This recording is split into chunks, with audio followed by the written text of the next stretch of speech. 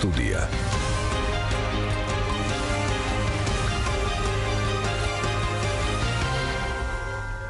მოგესალმებით, პატრიოტულ რადიოს მსმენელებო, ჟურნალისტი გიორგი ჩოკოშვილი. ღია სტუდია იწყებს თქვენთვის მუშაობას ღია ეთერში FM 102.4 ტალღაზეა თქვენი მიმღებები მომართული საზოგადოებრივ რადიოს რადიო 1-ს უსმენთ.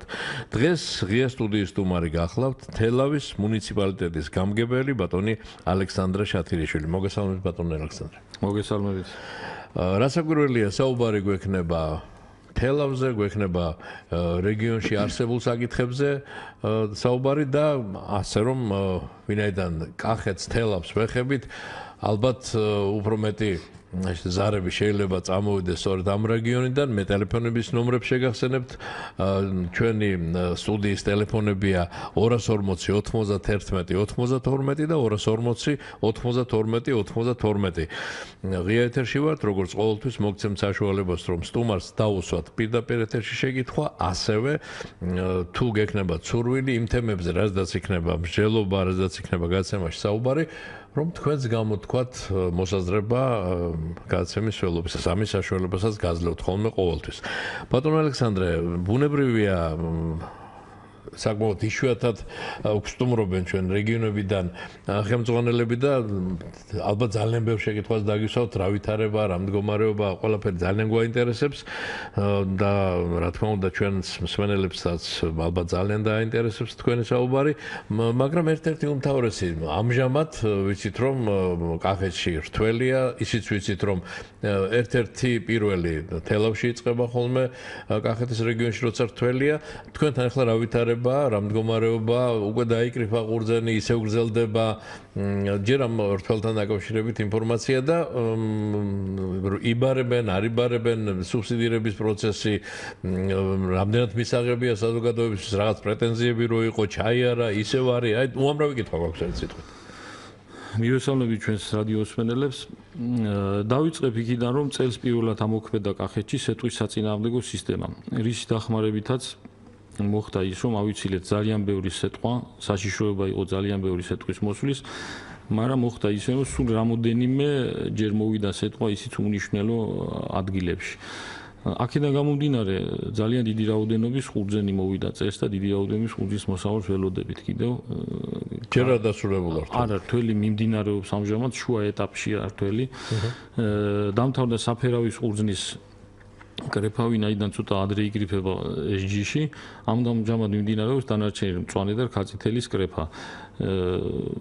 მიდის ნორმალურად რთველი, ერთადერთი რაც იყო უკმაყოფილება მოგეხსენებათ ფასთან დაკავშირებით, მაგრამ ეს აუხსენით მოსახლეობას, რომ სუბსიდია კეთდება მხოლოდ და მხოლოდ კახეთში მოსულ ყურძენზე და სხვა არც ერთ რაიონში, არც ერთ სხვა სახეობაზე არ კეთდება, არც ატამზე, არც ვაშლზე და ციტრუსებზე მით უმეტეს და ასე შემდეგ და ხალხმა ის გაიგო რაღაცაად კი ჯობია 1 ლარი 70 წელს არის, მაგრამ ეს არის ბაზიდან გამომდინარე, საბაზრო ეკონომიკა ეს არის, რომ მოთხოვნილება რამდენიც არის, შარშან მაგალითად ავიდა 3 ლარამდე ყურძნის ფასი. იმიტომ რომ იყო მოთხოვნა.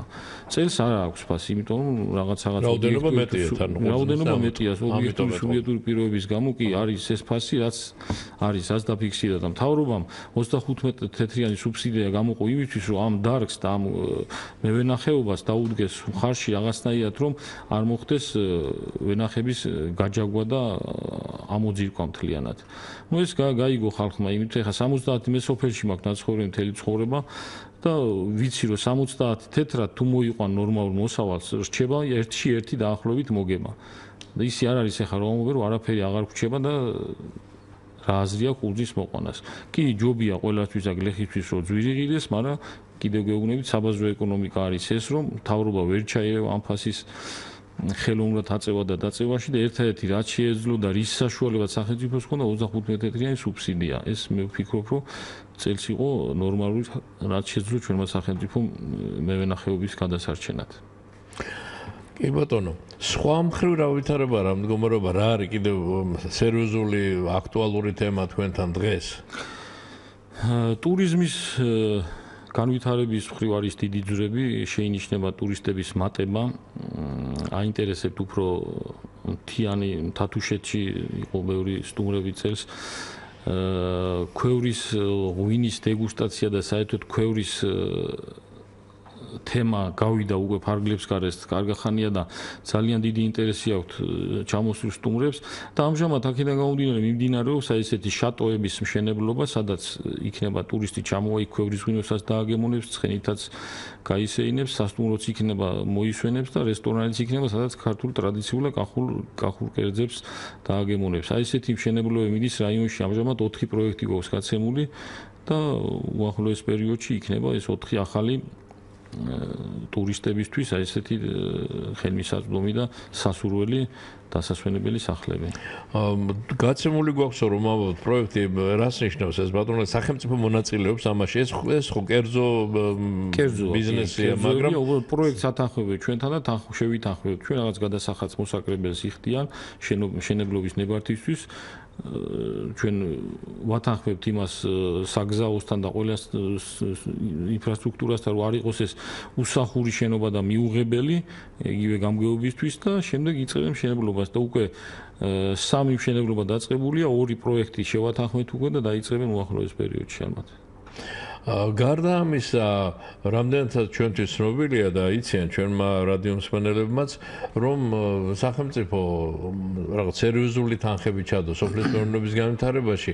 აი თქვენ როგორც რაიონის ხელმძღვანელი და თქვენი ზოგადად არა მხოლოდ პირადად თქვენ, არამედ ზოგადად თელავის მუნიციპალიტეტი როგორ მონაწილეობს სახელმწიფოს მონაწილეობა როგორია სოფლის მეურნეობის აღორძინებაში. ჩვენ ვიცით რომ წლების განმავლობაში სოფელს არ ექცეოდა ყურადღება, რომ სახელმწიფო ასე ვთქვათ ხელისუფლებას სახელმწიფოს ნოვიტყვით.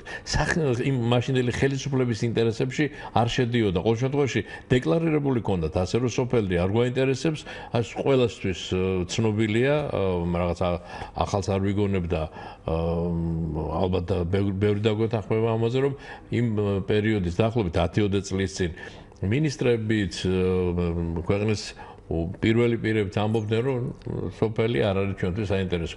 მაგრამ ვიცით რომ ბოლო წლებში რაღაც განსაკუთრებული თანხები ჩაიდო. როგორ მუშაობს, აი რა პროექტები მუშაობს და სახელმწიფოს ზრუნვა რაში გამოიხატება თქვენ უნდა გითხრათ ამაზე ბატონ ალექსანდრე.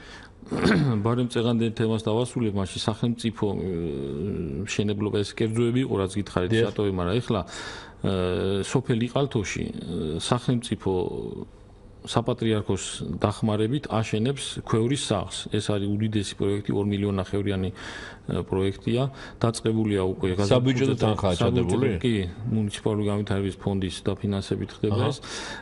რადგანაც დიდია ქვევრის ღვინოზე მოთხოვნა და ძირითადად ეხლა რო ჩამოდიან ტურისტები და სტუმრები ძირითადად ქვევრის ღვინოს თხოვლობენ. და იმ ქვევრზეც უკვე გაიზარდა მოთხოვნა. დღესდღეობით რამოდენიმე გლეხია შემორჩენილი, რამოდენიმე ოსტატი იმ ქვევრის, რომელიც ქვევრს ამზადებს. ასე რომ გვინდოდეთ თქვენ ქვევრის შეძენა, წლობით მოგიწევთ რიგში დგომა. ამიტომ აი ეს დიდებული საქმე გადაწყდა, ნამდვილად საშუალო საქმე და მარტო საქართველოს არის ალბათ სოფლიო დონის იქნება, იმიტომ რომ როგორც ვიცი უკვე კანადიდან და სხვადასხვა ქვეყნებიდან მოდის შეკვეთა, ჯერ არ დამთავრებულა შენობა და ეს ქვევრისა, ეს მარტო ეს იქნება სკოლა სახელოსნო, გაზრდიან. ქვევრების აღება უნდათ კანადაში, ქვევრის. კი. რასწავლებ? როგორც სახელოსნო იქნება, ასე იქნება სკოლა. იქ აზრიან მომავალ თაობას, ვინც ქვევრზე იმუშავებს და გააკეთებს. ქვევრის დამზადებაზეც და ქვევრის ღვინის დაყენება კიდე ეს ცალკე ხელოვნებაა ცნობილია. ცალკე მეღვინეობას ასწავლიან ისედაც ჩვენ უმაღლეს სასწავლებლებში, მაგრამ ქვევრის გაკეთება უკვე ფაქტიურად რამოდენიმე გითხარით, რამოდენიმე ადამიანია, ვინც ქვევრებს აკეთებს.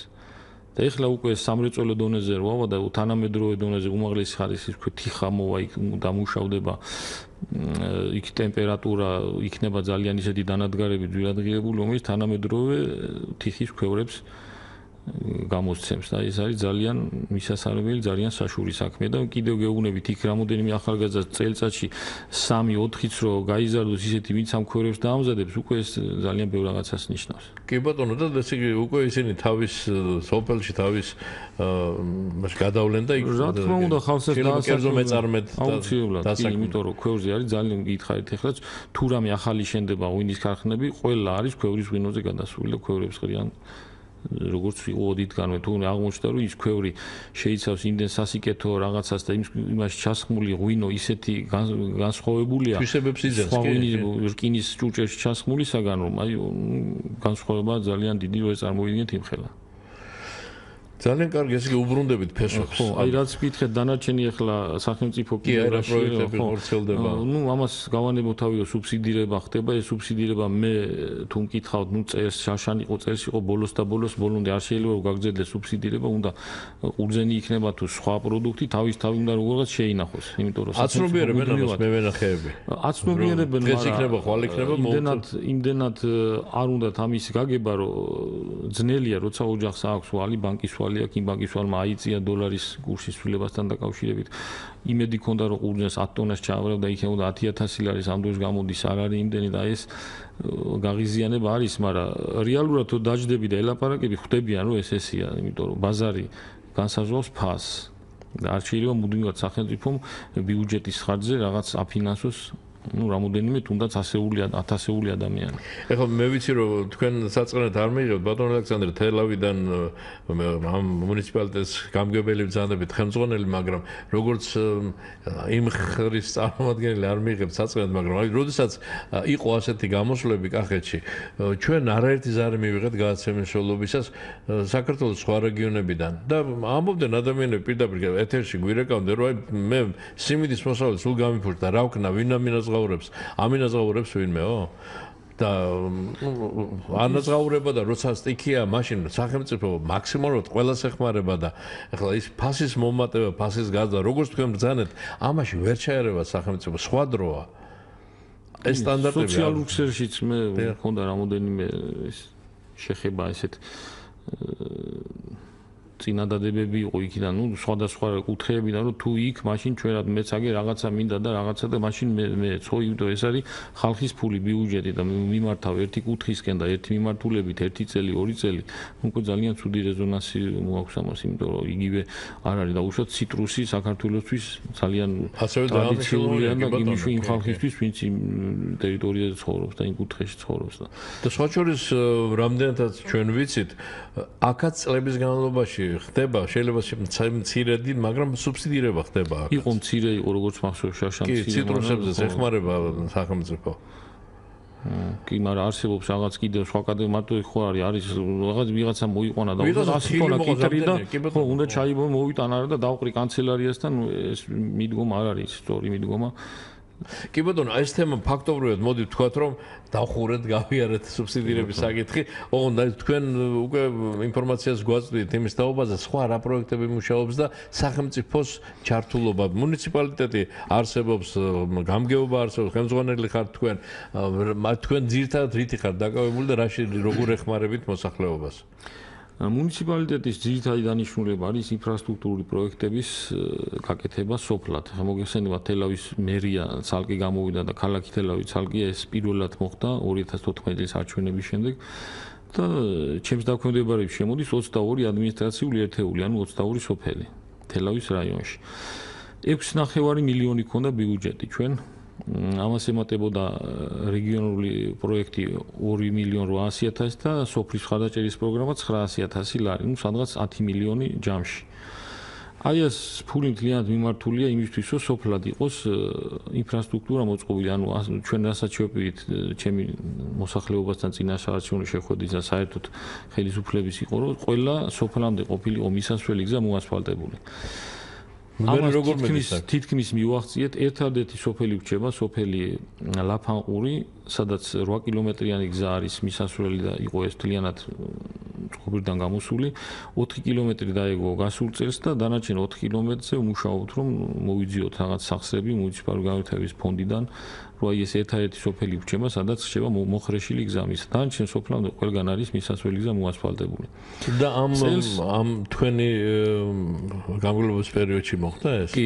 კი, არა, ну ყველგან რა თქმა უნდა არის, მაგრამ ართანაში მაგალითად სოფელ ართანამდე დავაგეთ ახალი გზა, სოფელ ლეჩურამდე დავაგეთ ახალი გზა, გავარდით გულგულამდე ძველი გზა იყო, მაგრამ დაზიანებული იყო სოფელ გულგულამდე მისასვლელი გზა, აი ეს შევარემონტეთ და შიდა გზები შევარემონტეთ კიდევ და ძირითადი პრობლემა რაც არის კახეთში ეს არის წყალი და უწყლობა სოფლად. ამ 2.800.000-ის უდიდესი ნაწილი წავიდა ზუსტად ახალი ჭაბურღილების და დრენაჟების გაკეთებაზე. ამჟამად სოფლებში ასე თუ ისე გვაქვს წყალი. ანუ სასმელი წყალი უზრუნველყოფილია 24 საათიან წყალს ვერანაირად ვერ უზრუნველყოფთ იქ სადაც მრიცხველები არ აყენია და მოსარწყავად იყენებს მოსახლეობა და უზრუნველები ვართ სარწყავად რამდენი წყალიც ალაზანი რომ მივუშვათ ის არ ეყოფათ სარწყავად. ეგ ცალკე მინდოდა მეკითხა მელიორაციასთან დაკავშირებული საკითხი ცალკე არსებობს თქვენთან არსებობს სხვათა შორის ბოლო პერიოდში აი ბოლო შარშანდელი პერიოდიდან ძალიან აქტიურად დაიწყეს ახალი არსებული ძველიაც იყო და გაუქმებული იყო და იქ აღარ ირწყვებოდა აიმების აღდგენა მოხდა და უკვე ძალიან დიდი ფართობები ალაზნის არხშიც მოდის ჩვეულებრივი წყალი შემოგთავაზეს ასევე სადაც არ ირწყვებოდა და არხის ზემოთ რომ იყო იქ თავიანთი პომპები მოაქვთ რომელიც ბენზინზე მუშაობს მარტო საწვავი უნდა მიეტანა გლეხს და რამოდენიმე მეტრის სიმაღლე როგორც მახსოვს 20 მეტრის სიმაღლეზე შეუძლია რომ აიტანოს ეს წყალი და იქაც მოირწყა იმიტომ წელს გვალვიანი პერიოდი იყო ძალიან და დიდად წაგვადგა ეს მელიორაციის საქმე და გადაარჩინა ძალიან ბევრი კულტურა გახმობას.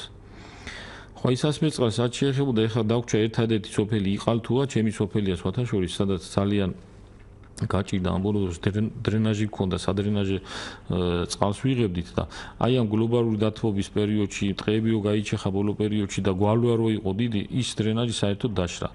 ეხლა ჩამოყვანილი მყავდა სპეციალისტი რომელმაც გეოლოგიური დასკვნა დაგვიდო რომ იმ დრენაჟის აღდგენას აზრი არ აქვს იმიტომ რომ წყალი აღარ არის იქ და უნდა გავაკეთოთ ახალი ჭაბურღილი. აი ამ ჭაბურღილს სადღაც 300-330 მეტრის სიღრმეზე უნდა ჩავიდეთ, დაახლოებით 112.000 ლარი ჯდება გავაკეთებინე უკვე პროექტი და დავიწყებთ წელს და აი პრობლემას მოვაგვარებთ ალბათ წლის ბოლომდე. მომავალი წელიც იქნება ასევე ისევ წყლის მიწოდების მოგვარების პრობლემა რომ მოსახლეობას ჰქონდეს სასმელი წყალი. ბატონო ლეცანდრე მსმენელი გველოდება. მისი კითხვა მოვისმინოთ და მე რა თქმა უნდა კიდევ რამდენიმე ასე ვთქვათ სარედაქციო შეკითხვას დაგიცვავთ. ალო გისმენთ?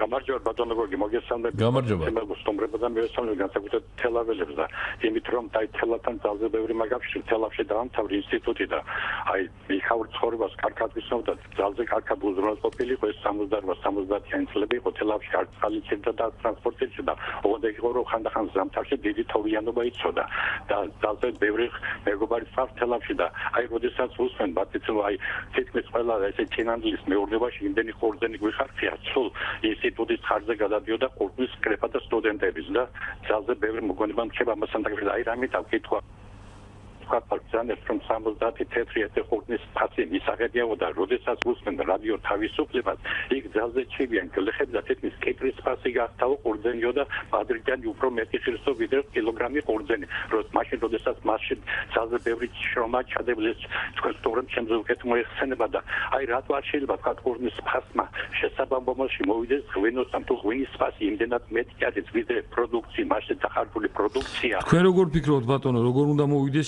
შესაბამისობაში თქვენი წინადადება თქვენი აზრი თუ გაქვთ აი ასეთნაირად თუ მაგალითად კარგ ყურძე მეღვინი არ იხდის მაგრამ იმ მეღვინის თო მოგების დიდი წილი შეიძლება იქიდან გადავახტენდოთ მაშინ მოგების ის 100%-იანი და 200%-იანი მოგება რო აქვს იქიდან დაიბეგროს ის მეღვინე და ამით მოხდეს მისი სუბსიდირება და სახელმწიფოს ვარ დაწვის კისერზე ამით ხო უფრო მაყოფილი ხმაკლო რო იმუქრებიან ახლა ყურძენს აფჩეხავთ და თხილს დაგავთ და თხილის ფასიც კი უფრო დაიცა აი თხილშიაც კი გაბატონ და უკვე გარკვეული ის დაიცა და აქ რეგულირება უნდა მოახდინოს სახელმწიფო მაშინ არ გეტყვი სახელმწიფო უნდა აი სპეკულიანტებმა ეს უნდა აღიკვეთოს რომ თორე მაშინ გლეხები ისევ გაღატაკდებიან და მე უკვე თავში საცემბრად გაგვიხდება ხელი და ჩვენ კი გავიდა მაგრამ მომავალმა თაობამ რა ქნას გასაგებია მადლობა თქვენი მოსაზრება მოვისმინეთ ასეთ რამეს დავუძო ჩვენ მსმენელი რომ მეღვინეებს რომ დიდი შემოსავალი აქვს იქიდან მოხდესო სუბსიდირება მეღვინეებმა დააფინანსონ ანუ ასე მაგრამ სახელმწიფომ როგორ უნდა აიძულოს მეღვინეები რომ გადაუხადონ მევენახეს არა 70 თეთრი არამედ ლარი და 70 არ ვიცი მე რა მექანიზმი არსებობს ამის ახლა ბატონო გოგი თუ არ ვწდები კახეთში 48 ღვინის ქარხანა რომელიც იბარებს ყურძენს ეს არის კონკურსი კონკურენცია, ხო, თუ ვიღაცას ერთში 10 რჩება და 100 რჩება, ვიღაცა გამოვა და მეორე ცოტა ერთში 7 დარჩეს და ხო და გადაიხდის ზედმეტს, მაგრამ ფაქტია რომ ეს არ ხდება თორე. ესე რო იყოს ვიღაცა გადაიხდა 3 ლარს, იყო შარშან რომ 3 ლარი გადაიხადეს ყურძენში, მაგრამ შარშან იზარალეს როგორც ამობენ. წელს ვეღარ იხდიან, იმიტომ რომ იმ ყურძენს უნდა მერე დამუშავება იმას ქვეყნის და ის რომ აიძულო მეწარმეობა, გადაუხადე ამდენი ეგ უფრო დიდი დანაშაული იქნება ვიდრე ის რომ სუბსიდირება კეთდება დღეს. ჩვენო ძირფასო რადიომსმენელებო, კარგად მოგეხსენებათ, არ არის ტოტალიტარული რეჟიმი და მთავრობა ვერ დაარტყავს, მოდი ისე გადანიშნულებით რომ ვთქვათ, მთავრობა ასე მუშტს ვერ დაარტყავს მაგიდას და ვერ დაავალდებულებს.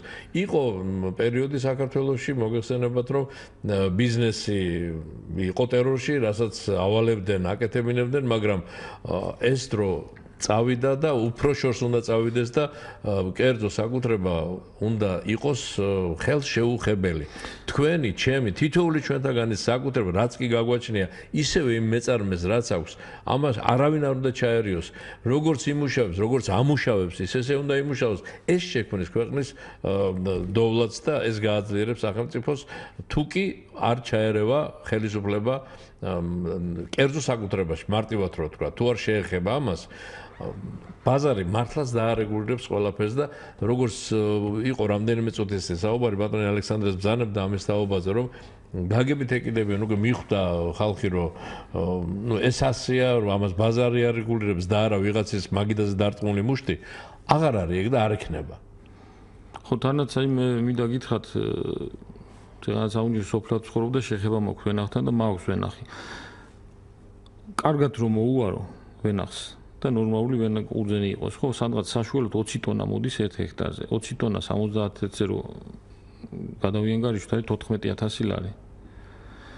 თუნდაც იყოს რომ 10000 ლარი იყოს და ვიღაცას დაუზიან, ეგ სხვა საკითხია, დაზღვევის საკითხი, დაზღვევა ყველამ უნდა გააკეთოს აუცილებლად, იმიტომ რომ დაესწრებოდა მე უურემენ სახელმწიფოს აბარითი დამეხმარება. სახელმწიფო როგორ დაეხმარება იმას არსებობს ამისთვის რამდენიმე სადაზღვევო კომპანია, ვინც ამისთვის მუშაობს და მაგ დონემდეც უნდა მივიდეთ, აუცილებლად სჭირდება დაზღვევა, მოსავალს. ხო და 1 ჰექტარის დამუშავებას თან თლათითი რო არ გაანძიოს გლეხმა და ყველაფერი მუშიდან ფულით გააკეთოს, უნდა მაქსიმუმ 5000 ლარი.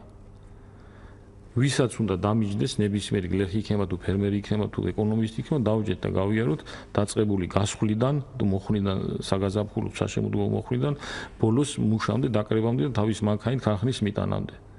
მაქსიმუმ 5000 ლარი და ნუ ეხა ესეც არ არის რომ თლათ ზარალია და აღარ გვიღის არ არის ეს ნუ შეიძლება ვიღაცებს აჯერებენ, მაგრამ იქ ადგილზე რომ დაველაპარაკებით.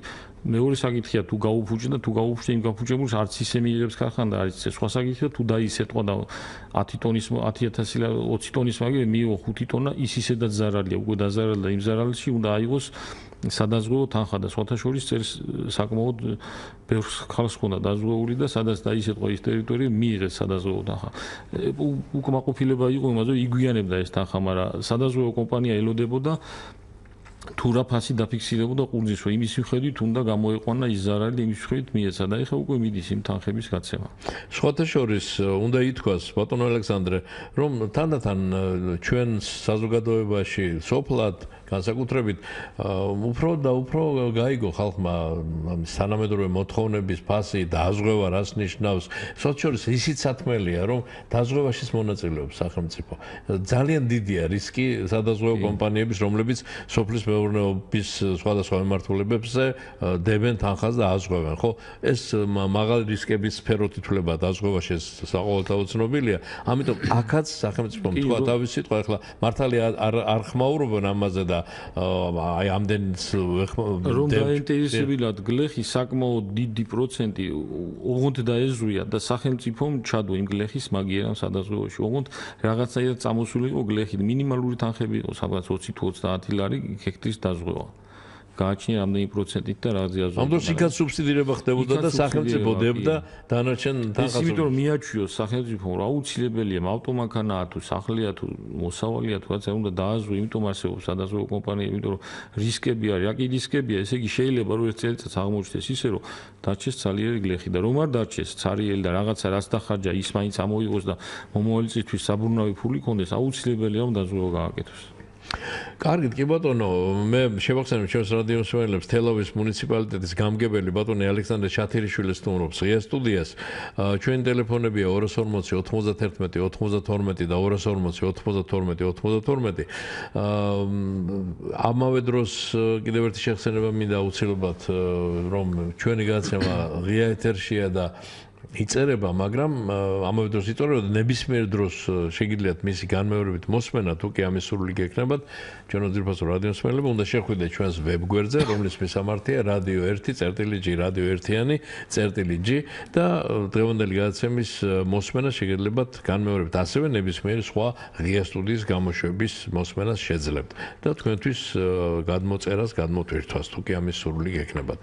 თუ შეიძლება ბატონო გოგი, მე დავიწყეთ ამ სოფლის მისასვლელ გზებზე, წყლებზე და კიდევ რა გავაკეთეთ აი ამ ერთი წელის განმავლობაში, რაც მე გამგებლად ამირჩიეს. სოფლის ბაღები იყო საშინელ მდგომარეობაში, საბავშვო ბაღებზე მაქვს საუბარი, რამოდენიმე ბაღი იყო, სადაც ელექტროენერგია არ იყო, წყალი არ იყო და ისეთ მდგომარეობაში დადიოდნენ ბავშვები, წყალი ჩამოდიოდა სახურავიდან. თითქმის ყველა სოფელში 20 საბავშვო ბაღი გვაქვს ჩვენ რაიონში. თითქმის ყველას შეუცვალეთ სახურავი, შევარემონტეთ, წყალი შევიყვანეთ, ელექტროენერგია შევიყვანეთ. ორი ახალი ბაღი ავაშენეთ, სოფელ კურდღელაურში არ იყო საბავშვო ბაღი და სოფელ შალაურში არ იყო საბავშვო ბაღი. აი შალაურში ზუსტად 10 დღეა რაც გავხსენით ახალი კეთილმოწყობილი საბავშვო ბაღი.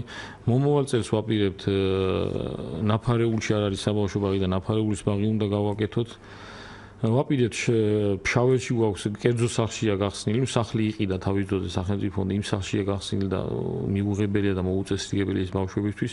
დიდი საბავშვო ბაღის აშენებას ვაპირებთ მომავალ წელს. გაზიფიცირება ყველა საბავშვო ბაღში წლის ბოლომდე უნდა შევიყვანოთ გაზი, იმიტომ რომ შეშაზე და ბოლი და გაბოლი და ისეთ საცოდავ მდგომარეობაში არიან ბავშვები.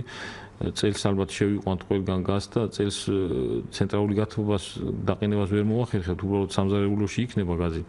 მაგრამ მომავალი წინა ყველგან დავაყენებთ ცენტრალურ გათბობას, რომ ბავშვები იყო ნორმალურ პირობებში და ნორმალური ტემპერატურა ჰქონდეთ.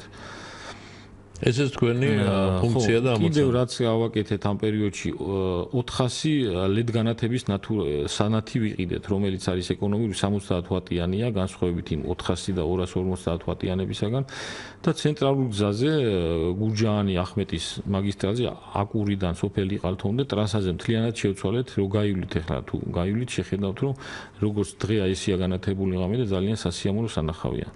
არც იწვება, მაგრამ ეკონომია, პირველივე დაყენების თვიდანვე მოხდა სადღაც 6000 ლარის ეკონომია უკვე ელექტროენერგიის გადასახადზე. არის ვიზუალურად ლამაზი და რაც თავარია 3 წლიანი გარანტია აქვს, 3 წელი უნდა იმუშაოს, იმან არ დაიწვება. სოფლებიდან არ ხდებოდა ნაგვის გატანა. შარშან წელს 2015 წელს შევიძინეთ 280 ნაგვის урна. თვითოჯდება სადღაც 1000 ლარი, 1100 ლარი, თავიდან ცოტა იაფად 1000 ლარს ვიღეთ, მე 1100 ლარი დოლარის კურსის ცვლილებასთან დაკავშირებით და თითქმის 12 სოფელში, თუ არ ვწდები 12 სოფელში განვათავსეთ უკვე გვჩება გაღმა ზონა, ნაფარეული ზონა და ყარაჯალა. სადაც მომავალ წელს შევიდათ ნაგვის ურნებს. ცენტრალიზებულად ხდება უკვე ნაგვის გატანა, ნაგვის ორი ახალი მანქანა ვიყიდეთ, რომელიც 300.000 ლარი გადავიხადეთ ორივეში და სოფლიდან საერთოდ რო არ გასულა ნაგავი და ისტორიას არ ახსოვს და სავსე იყო ღელეები, ხევები, ვენახის ბოლოები სასაფლაოთან მისასვლელი სოფლის გარეთ გაქონდათ და იყრებოდა. აი მაგისთვისაც გამოვყავით თანხა, ის სოფლის გარშემო რაც იყო, სადაც ურნები დავაყენეთ. იქაც დაასუფთავეთ? იქაც იმ ნაგვის გატანაც მოვახდინეთ, სადაც ურნები დგა, იმიტომ რომ ახალი ურნები რო დავდით, ის სოფელი აღარ გაიტა, აქამდე სადაეყარა აბანაგავი გლეხს და საწაეღო.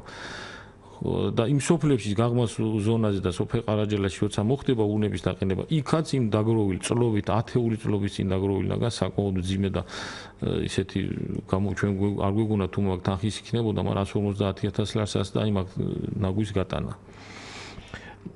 ასე რომ სოფლისთვის რაღაცებს ადგილი გამოყავეთ ნაგავსაყრელში. ადგილი გამოყოფილია სოფელ გულგულასთან არის ნაგავსაყრელი ცენტრალიზებული, სადაც ახმეტას, თელავს, გურჯაანს, აი სამი რაიონის ნაგავს ყრით იქ და იქ მიდის დამუშავება შემდეგ. დამუშავება კი იქ მუშაობენ ეგ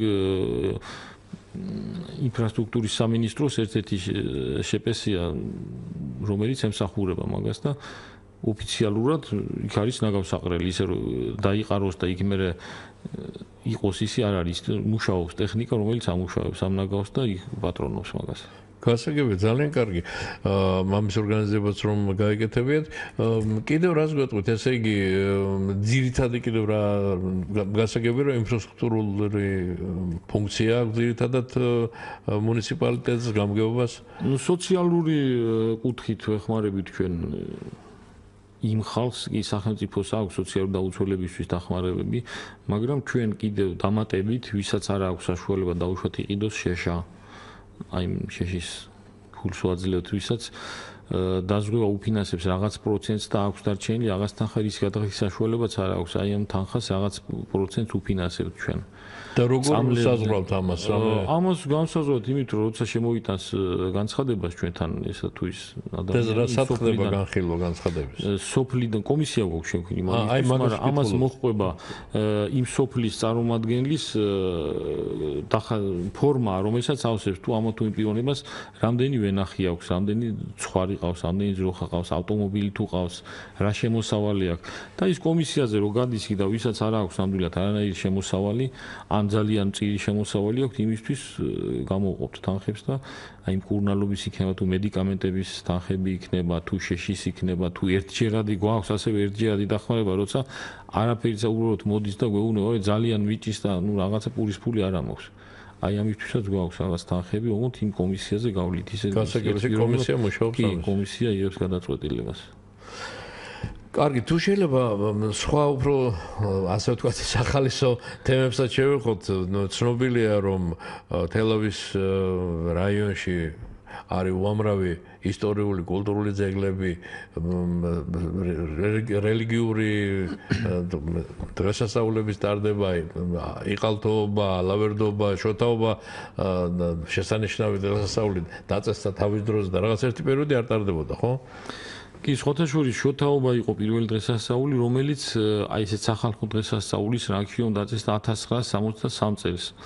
იყო ასეთი გიორგი შათირიშვილი, მიხალთოს აკადემიის რექტორი იყო, აკადემიის რექტორი იყო, ჩვენთანაც ყოფილა სტუდიაში, ბატონი დიდებული ადამიანი, გადაიცვალა სამწუხაროდ და სადღაც ალბათ 7-8 წლის წინ ჩატარდა ბოლოს და იმ შემდეგ აღარ ჩატარებულა შოთაობა. შარშან აღვადგინეთ ჩვენ ეს ტრადიცია, ჩამოვიყენეთ თბილისიდან ყავდეს სტუმრები მწერალთა კავშირიდან, კომპოზიტორთა კავშირიდან, სხვადასხვა კულტურის მუშაკები ჩამოსული და ძალიან გაუხარდა და მიესალმნენ ამ ინიციატივას, რომ ყველა სახსოვდა ისო პირველი შოთაობა როდის ჩატარდა, და მერე იყო ის თბილისობა, მერე ალექსანდრეობა თუ ილიაობა თუ წამოვიდა მერე. და ის სამწუხარო იყო, რომ პირველი რაც ჩაუყარა საფუძველი ამ სახალხო დღესასწაულებს, ის იყო გაჩერებული წელსაც ვაპირებთ 25 ოქტომბერს გვექნება შოთაობა და ისე როგორც გულითად და გულრია კახელებს შეგვეფერება, დავხვდებით სტუმრებს, უკვე რთველი დამთავრებული იქნება, მოსავალი დაბინავებული იქნება და აღნიშნავთ შოთაობის დღესასწაულს, წავიკითხავთ შოთას აფორიზმებს, იქნება ლექსები, იქნება სიმღერები, აზრთა გაცვლა გამოცვლა და ერთ ლამაზ დღეს ვაჩუქებთ ჩვენი ყალთოელებს და ჩვენი სოფლის სტუმრებს.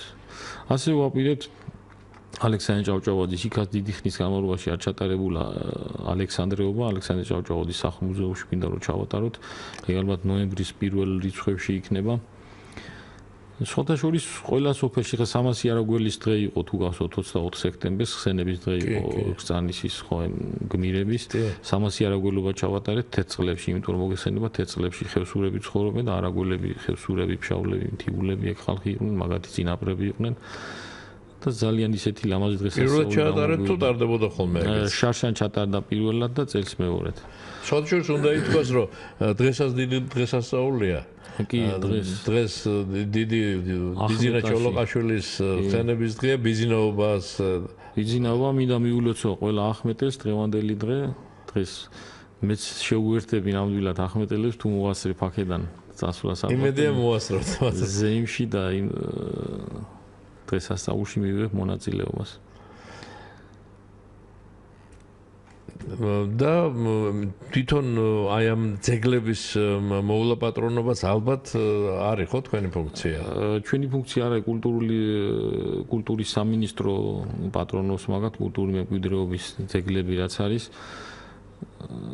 ჩვენ უბრალოდ ინფრასტრუქტურას გითხარით, ნაგვის გატანა, ნაგვის ურნების დადგმა იქ და იმ მისასვლელი გზები რა ყველაფერი წესრიგში რო იყოს. ელექტროენერგია და გაზიც ნორმალურად მივიყვანოთ იქამდე, აი ამის ხელშეწყობაა ჩვენი. და ტურისტების თვის ხელშეწყობა, რომ ის ტურისტისთვის იყოს მიმზიდველი, იქ რო ჩამოვა გზაც ნორმალური იყოს, საფიფარეშო იქნება თუ წყალი იქნება თუ სხვადასხვა იქ მივიდეს და მეორეთაც გქონდეს სურვილი ჩამოსვლის და იქ თავის მეზობელს უთხრას კიდევ აი იქ რო ვიყავი, ალავერტში რო ვიყავი თუ იყალთოში თუ შუამთაში, გირჩევ რო წახვიდე და ნახო იმდენ ძალიან ვისიამოვნე. აი ესეთ თუ შევძლებთ ჩვენი მოვალეობა ალბათ ერთ-ერთი მოვალეობა არის ეგ. რო იყოს ყველაფერი წესრიგში, მისასვლელი გზაც და სხვა ინფრასტრუქტურა ყველაფერი. სამომავლოდ რას გიგმავთ? ბიუჯეტის განხილვა როდის გექნება? ახლა დავიწყებთ მომავალი წლის ბიუჯეტის შედგენას. ისევ გვექნება ალბათ წყალზე რამოდენიმე სოფელში ისევ წყლის ჭაბურღილის გაკეთება, მაგრამ უკვე უნდა გადავიდეთ შიდა სასოფლო გზების მოწესრიგებაზე. მისასვლელი გზები როგორც გითხარით, თითქმის დამთავრებულია. ერთადერთი სოფელი გვჭება ლაფანყური და ეხლა უნდა გადავიდეთ იქაც ნახევარი ყოფილა გასაკეთებელი, ხო? ეხლა უნდა გადავიდეთ უკვე შიდა სასოფლო გზების მოწესრიგებაზე და გარე განათების მარტო ცენტრალურ გზებზეა და ითხოვენ სოფლელები რომ ყველა შესახვევში და იმ გზებზე იყოს გარე განათება. ყველაზე ალბათ ვერ მოახერხებთ, მაგრამ ძირითად გზებზე მაინც რო იყოს გარე განათება, აი მას ძალიან კარგი იქნება რომ სოფელი იქნება განათებული, იმიტომ მოგეხსენებათ ელექტროენერგია აღარ ითიშება, მუდმივად თითქმის გვაქვს და კაი გზა რო იქნება, განათებული იქნება, კარგი სკვერების მოწყობა, გამორჩა სკვერები მოვაწყეთ, რამოდენიმე ადგილას იყალთოში გავაკეთეთ კარგი სკვერი, ჯუღაანში გავაკეთეთ კარგი სკვერი, სადაც იკრიფებიან ახალგაზრდების აღამოობით და ძალიან კაი სიტუაცია აქვთ იქ, რომ ერთმანეთს შეხვდნენ, დაждდნენ განათებულ ადგილას და ისაუბრონ. შავეზ იმაში წინა ნაფარეულში გავაკეთეთ, იქ 2008 წლის ომში დაღუპული ბიჭი ყავდა ერთი, მისი მემორიალური დაფა ითხოვდა სოფელი ამას და გავაკეთეთ აი ეგეც.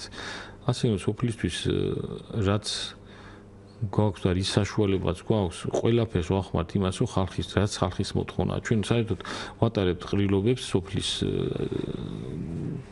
ხალხთან წლის დასაწყისში, იანვარში და რომელ სოფელს რა პრიორიტეტი აქვს, რისი გაკეთება უნდა, აი ამას ვისმენთ, იქ კენჭისყრა ტარდება მე რომ აი დადგება იქ რამოდენიმე პრიორიტეტი და პირველი პრიორიტეტი არის წყალი, გზა, თუ განათება, თუ კიდე სხვა კულტურის სახლის გადაფარება თუ გარემოტება და აი ამის მიხედვით ვაკეთებთ უკვე მე გეგმას რა უნდა გავაკეთოთ.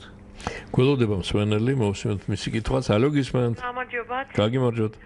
სტუმართან შეკითხვა მაქვს თუ შეიძლება. დიახ. რამდენიმე წლის წინ გადაასხოფერეს თელავი. მოგეხსენებათ ეს სააკაშვილის მმართველობის პერიოდში მოხდა და მაინტერესებს ბევრი რამ აპატიეთ, ეხა ჩემი აზრი ასეთია, დამახინჯდა. განსაკუთრებით მაინტერესებს თელავის თეატრის ბედი და თუ აპირებთ რომ აი ფასადი მაინც შეცვალოთ და ის რაღაცა საოცარი სვეტები მოაცილოთ. მადლობთ. მადლობა ზარისთვის, ბატონმა ალექსანდრემ ბრძანა რომ თელავის საკითხებს ზირთად მერია განაგებს, ხო? თელავის მერია ცალკეა, კი, მაგრამ საქმის კურსში ვარ, ვიცი უკვე შედგენილია პროექტი მაგაზე, რომ პირველ რიგში მართლა ის დიდი სიმახინჯე რაც ის ჩვენი ლამაზი თეატრიო დაგვიმახინჯეს და რო შეხედავ და რაღაც მეტალურგიულ ქარხანის მას ტოვებს გონია რომ იქ ქარხანაა და არა თეატრი, აი ეგ რკინები უნდა მოეხსნას და დაუბრუნდეს პირვანდელი მდგომარეობა. აპირებენ ამას გაკეთება. კი, მერიას უკვე გადაწყვეტილი აქვს, მე მგონი ტენდერიც გამოაცხადეს მაგაზე, ფული გამოყოფილია და უახლოეს პერიოდში ალბათ თეატრი დაუბრუნდება თავის პირვანდელი სახეს. ბატონ ალექსანდრე, თქვენ ბრძანეთ რომ უშუალოდ ადამიანები უშუალოდ სოფლებში თვითონ წყვეტენ ამ სოფლის მოსახლეობა, რა უნდა იყოს პრიორიტეტი და თქვენ მერე იმის მიხედვით ატარებთ სამუშაოებს, ხო?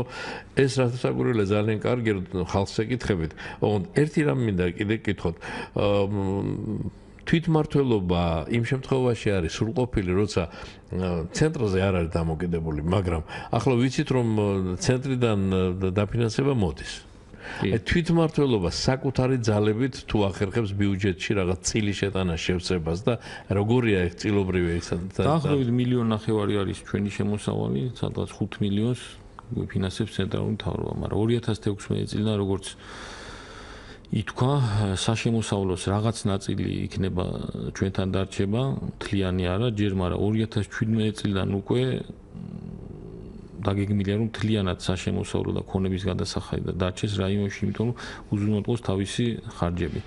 ეხლაც ფაქტიურად კი გვაფინანსებს ცენტრი, მაგრამ ჩვენ ამათან სახვეწარი არ აქვს, თავიდან როცა დაიგეგმება ბიუჯეტი, ყოველი თვის განმავლობაში რაც გვეკუთვნის, იმას უპრობლემოდ უპრობლემოთია. არ არის იქ რა ვიღაცას შეეხვეწო, ვიღაცასთან ნაცნობა გაჩის, რაც გვეკუთვნის, იმას ვიღებთ უპრობლემოდ.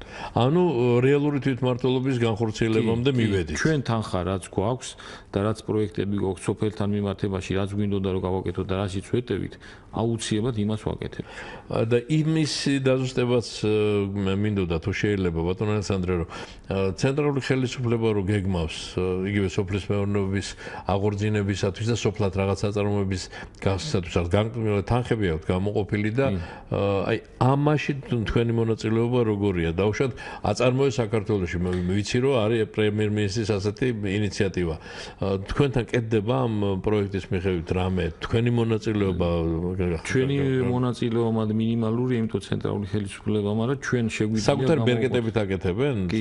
კი, იმიტომ სოფლის მეურნეობის სამინისტროს აქვს თავისი განყოფილება ყველა რაიონში და იმათთან ურთიერთობით ხდება მაგ თანხების გამოყოფა. ჩვენ ერთადერთი რაც შეგვიძლია შევთავაზოთ ტერიტორია, შევთავაზოთ ის ადგილები, რომელიც ჩვენ განკარგულებაშია, ჩვენ განკარგვაშია და შეგვიძლია გადავცეთ პირობითაც თუ ვიღაც მოვა და იტყვის რომ მე ამას გავაკეთებ, ამ ინვესტიციას ჩავდებ, შეგვიძლია ჩვენ უფასოთაც კი გადავცეთ ეს ტერიტორია. და თვითონ ამ პროექტების თაობაზე მოსახლეობის ინფორმირება, რაღაც სხვა თქვენი ჩართულობა სოფლებში ჩვენ წარმომადგენლებს აქვთ ურთიერთობა იმ სოფლის მეურნეობის განყოფილებასთან ბროშურები და ბუკლეტები რიგდება იქ და შეხვედრებით სოფელში არის თუ რომ ეუბნებიან და აცნობენ იმ პირობებს საშიში რომ გაერთიანდეს 5 კაცი დაუშვათ კოოპერატივში შექმნას კოოპერატივი ამ კოოპერატივის რა უპირატესობა აქვს მე უფასოდ აძლევენ ტექნიკას თანამონაწილეობა სახელმწიფოსი ძალიან დიდი პროცენტი ოღონდ წამოიწყონ რაღაც საქმე და გააშენონ დაიძრა რამე გაკეთე ხო გასაგები რომ თქვენ თვითონ თქვენი ხელთ არ კეთდება მაგრამ ხო აკვირდებით მინდა გითხრათ რომ მოსახლეობას ასოცირება უჩნდება კოლმეურნეობასთან და ამ კოოპერატივის გამო და რაღაცნაირად იხევენ უკან იმიტომ რომ იქ უნდა გაერთიანდეს მიწები ვისაც 1 ჰექტარი აქვს დაუშვათ 30 მიასედი აქვს თუ 2 ჰექტარი ყველა ერთიანდება და ერთიანად უნდა მიიღონ ის მოსავალი და მე განაწილებას აი ამას რაღაცნაირად იმ კოლექტივის და კოლმეურნეობის მწარე გამოცდილების გამო ცოტა უკან იხევენ, მაგრამ ვინც გააკეთა და რამოდენიმე ადამიანმა გააკეთა, ისინი კმაყოფილები არიან და ეხლა რომ ხედავენ, სხვები უკვე თანდათან ინტერესი გაღვივდა და გაჩნდა ინტერესი რომ ეს კოოპერატივები გაკეთდეს, იმიტომ რომ გასაღების ბაზრის მონახვაც ადვილია, ვიდრე ერთმა გლეხმა ირბინოს და იაროს იმ თავისი პროდუქტის გასაღებად, ურჩევიათ რომ ის ყიდველსაც ურჩევია რომ ერთ ადამიანთან და ერთ კოოპერატივთან კონდეს საქმე და ერთნაირად წაიღოს ის დიდი რაოდენობა, ვიდრე ცალ-ცალკე გლეხებთან. ამიტომ კოოპერატივის უპირატესობებს თანდათან ხედავს ჩვენი მოსახლეობა და იმედი მაქვს რომ რამოდენიმე წელში მრავალი ესეთი კოოპერატივი შეიქმნება. ხნათესად ეთნიკა რამოდეს თქვენი ფუნქცია არ არის? ჩვენი ფუნქცია არ არის შექმნილია სატრაქტორო პარკები, რომელიც იგივე სოფლის მეურნეობას ექვემდებარება. მივა იქ გლეხი შეუძლია საკმარი რაოდენობის ყველანაირი ტექნიკა შეუძლია გამოიწეროს და ნებისმიერ დროს მოხრიდან დაწყებული მომკით დამთავრებული ყველა პროცედურა ჩაატაროს, სწავლობა იქნება თუ სხვა. ბატონო ალექსანდრე, თქვენ იმის თაობაზე ბრძანეთ, რომ სოციალური პროგრამებიც ხორციელდება, რომ ინდივიდუალური გადაწყვეტას ხდება საკითხების ალგორითმის პიროვნების დახმარება და რაღაც ასეთი ამის თაობაზე საუბრობდით. მაგრამ მიუხედავად იმისა, რომ უშუალოდ თქვენ დაქვემდებარებაში არ არის. იგივე ჯანდაცვის დაწესებულებები კულტურული დაწესებულებები რამდენია როგორ ფუნქციონირებს რაიონში? რაიონში არის 2 რაიონული საავადმყოფო. მუშაობენ ნორმალურად ფუნქციონირებს კარგად სხვათა შორის თელავში კარგი პერსონალია და უნდა გითხრათ რომ კახეთიდან თითქმის ყველა რაიონიდან მოდიან იქ სამკურნალოდ და პროფილაქტიკის მიზნით. კულტურასაც შეეხება კულტურული ჩვენ გვაქვს კულტურის განყოფილება, კულტურის IP-ც გვაქვს, რომელიც კურირებს აი ამ სოფლებში იგივე სახალხო დღესასწაულების ჩატარებას, სხვადასხვა კონცერტების მოწყობას, სპორტული ღონისძიებების მოწყობას. აი სპორტი საინტერესო თელავს გუნდი ყავდა ხოლმე ფეხბურთის და რაღაცა აღარ ჩანს ხო ახლა? აღარ ჩანს, აღარ ყავს თელავს გუნდი, ახლა ვაპირებდით ჩვენ ქალაქის მერთან ერთად ქონდა ლაპარაკი, რომ იქნება საკმაოდ ძვირი ჯდება ფეხბურთის გუნდის შენახვა. იქნებ თელავის მუნიციპალიტეტმა ქალაქ თელავმა ერთი გუნდი შევქმნა და ერთი გუნდი დავაფინანსოთ. აი იმაზე გვაქვს მოლაპარაკებები ახალი წლიდან ნახოთ რა ბიუჯეტი ის საშუალებას მოგცემს რომ იქნებ ერთი გუნდი, იმიტომ რომ გურჯაანს ყავს, ლაგოდეხს ყავს, კახეთიდან მაგორის ვიცი გურჯაანს საკმაოდ კარგი გუნდი ყავს. და თელავს როცა ყველაზე ადრე ყავდა და ყველაზე ტრადიციული და ძლიერი გუნდი ყავდა, დღეს ფეხბურთის გუნდის გარეშეა დარჩენილი. არდა გვაქვს სპორტული მოედანი შესანიშნავი სტადიონი თელავში, თავისი ინფრასტრუქტურით მოწყობილი. სტადიონი ხო რა მდგომარეობაშია? კი, კარგი მდგომარეობაშია. კორტებია კიდე მე მგონი კორტებია ხელისუფლების დროს გაკეთა იქ კარგი. ეხლა შენდება რაგბის მოედანი, რაგბით დაინტერესება მინდა გითხრათ, ძალიან დიდია იმის ათვალისწინებით რომ როგორ წარმატებას აღწევენ ჩვენი სპორტსმენები, მორაგბეები და დაინტერესება ახალგაზრდებიდან ძალიან დიდია. სოფლებში გვაქვს რაგბის გუნდები, სადაც დადიან ბავშვები და ეხლა თელავში კეთდება ძალიან თანამედროვე დონის რაგბის მოედანი, თავისი ინფრასტრუქტურით მოწყობილი იქნება თანამედროვე დონეზე. ჭიდაობის ჯგუფები გვაქვს და გუნდები, მინდა გითხრათ რომ კახეთში ტრადიციულია ჭიდაობა და ძალიან ისეთი კარგი ტრადიციები გვაქვს. სახელოვანი ხალხი გაზრდილა და ეხლაც სოფლებში არ არსებობს სოფლის დღესასწაული ჩატარდეს ჭიდაობის გარეშე, აი ძველებურად ნახერხზე როგორც იყო ხოლმე, იქ ახალგაზრდები გამოდიან და საკმაოდ წარმატებულად იბრძვიან. ჩვენი ვაწესებთ სხვადასხვა პრიზებს, ცხარი მათ შორის ყველაზე მთავარი ხოლმე, რომელიც არის აბსოლუტურში, კი. და გულის ტკივილით მინდა აღნიშნო, ყოველთვის თითქმის ახმეტელები იმაჯვებენ, ახმეტას მიხავს უგებს თელავს ჩვენი ცხოვრები, კი. დიდი მადლობა ბატონო რაზა დრო პრაქტიკულად ამოგვეწურა. ერთი წუთი შემიძლია დაგითმოთ რამე დამატებით თუ გინდა გითხრათ.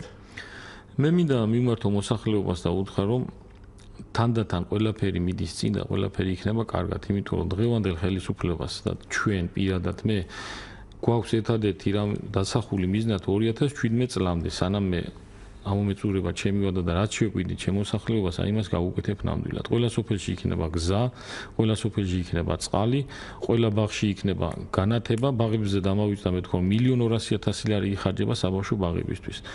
და 800 სადღაც 70 ბავშვი 1300 ბავშვამდე დადის უკვე აი ამ ერთ წელიწადში იმდენი, იმიტომ რომ იმდენად კარგი პროდუქტი, იმდენად საუკეთესო კვებაა ჩვენ ბაღებში. კაი პირობებია ისეთი რომ ყველას მშობელს მოყავს ბავშვი და გათმობაც რო გექნება ცენტრალური უფრო მეტი იქნება ბავშვებთან აპარატურა, ვიდეო აპარატურა და მუსიკა, პიანინოები, აი შევიძინეთ ძალიან ბევრი ისეთი რომ ბავშვებს უხარ სათამაშოები უამრავი ეზოში დამონტაჟებული საქანელები და ასე შემდეგ. ადრე თუ ტირილით მიდიოდნენ ბავშვები, ეხლა სახში რომ იყავთ, მაშინ ტირიან ბავშვები ბაღიდან. დიდი მადლობა ბატონო წარმატებები მინდა გისურვოთ. კიდევ ერთხელ უკვე ჩვენი შემოქმედებით ჯგუფის სახელით მოგილოცოთ ბიზნაობა და იმედი მაქვს რომ მოასწრებთ იქ ჩასვლას კი ბატონო და წარმატებები მინდა გისურვოთ. თელავის მუნიციპალიტეტის გამგებელი ბატონი ალექსანდრე შათირიშვილი სტუმრობდა ღია სტუდიას. ბატონ ალექსანდრესთან ერთად მადლობას მოვახსენებ უკვე ჩვენს მსმენელებს, რომლებმაც დაგვირეკეს და ვინც ვერ დაგვირეკა და გვისვენა, მათაც რა თქმა უნდა ყველას დიდი მადლობა. გადაცემაზე მუშაობთ ლია ციკლაური, ნათი არულაძე, ლელა ვაშაკიძე, ინგა გურგენაძე და გიორგი ჩოკოშვილი. გემშვიდობებით ყველა საუკეთესო სურვილებით. ღია სტუდია თქვენთვის კვლავ გაიღება ხვალ ჩვენო ძვირფასო რადიოს. ასე რომ ხვალამდე.